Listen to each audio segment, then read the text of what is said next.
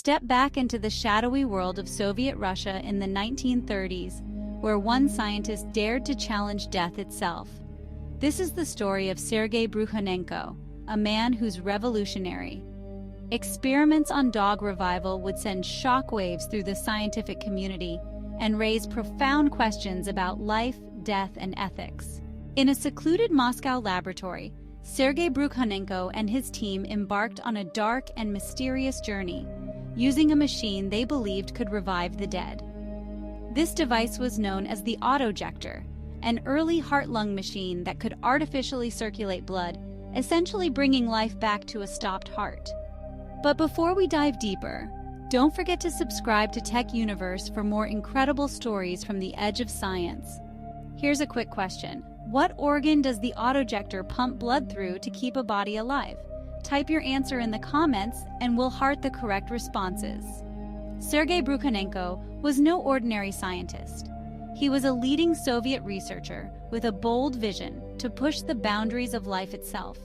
His groundbreaking invention, the Autojector, simulated a heartbeat and breathing by circulating blood, allowing the body's organs to function even after clinical death. This invention became the core of his revival experiments. Think of the Autojector as a heart and lung in one device, circulating blood to vital organs, providing oxygen and nutrients, an attempt to turn back the clock on death itself. Brukhonenko's first major test with the Autojector involved a clinically dead dog. The machine was attached, blood began to flow, and against all odds, the dog showed signs of life. It blinked, moved its limbs, even took shallow breaths. However, this glimpse of life lasted just 1 hour before the dog finally succumbed.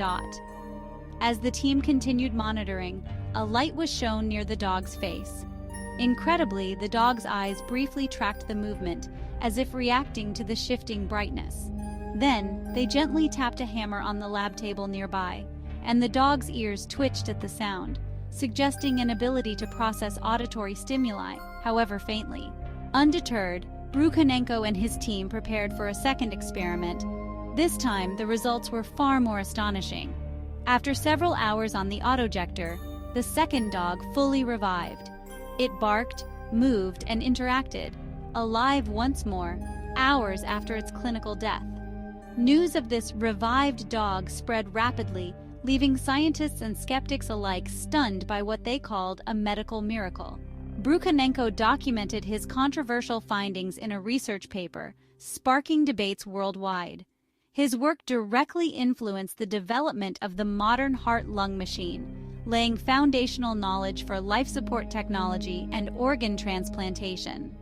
Despite the ethical dilemmas, Brukhonenko's research proved invaluable, paving the way for life-saving devices and shaping the field of modern resuscitation science.